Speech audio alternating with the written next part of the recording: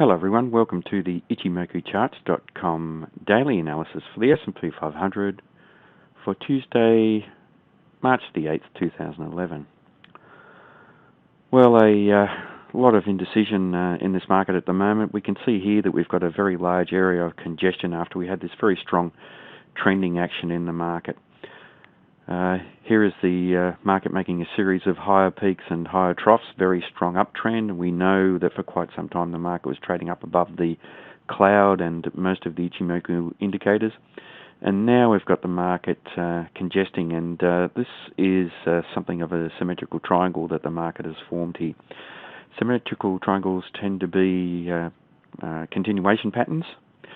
So there is probably a slightly higher probability that the market will break out to the upside, but that doesn't mean that a symmetrical triangle will never be a reversal pattern. So there is a chance of a reversal. It doesn't look like a normal type of symmetrical triangle pattern. We actually have this slightly lower peak within the pattern and this slightly higher trough within the pattern, so not quite a perfect pattern.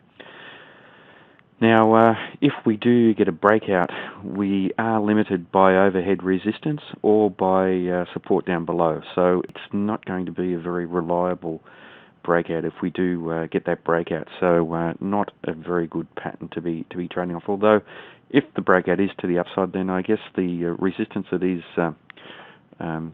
close is at around 1363. Normally, the target on the pattern is the width of the widest part of the pattern projected up from the breakout. So that could see us up above this 1363 region, but you'd expect that the market would find resistance up around there. Now to the downside, however, the support from the cloud is much closer, and that will limit any potential target that we could have for a downside breakout. Now we also have very strong support at 1300, and we do need to bear that in mind, that if the breakout is down below, that's a really big number for this market.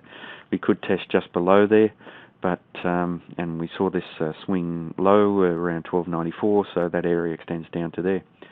Now, in Ichimoku charts terms, the market is still bullish in the longer term time frame because we're trading up above the cloud, but the market is very indecisive in the medium term and fast term time frames. We're trading just above the Tenkan-sen and the Kijun-sen, which means that we are technically bullish in both of those timeframes, but we're only just above there, and we've got the market isolating above and below both of those indicators as the market's congesting, and we have a narrowing of perceptions where the sellers are moving down within the triangle to meet the buyers, but the buyers are actually moving up. So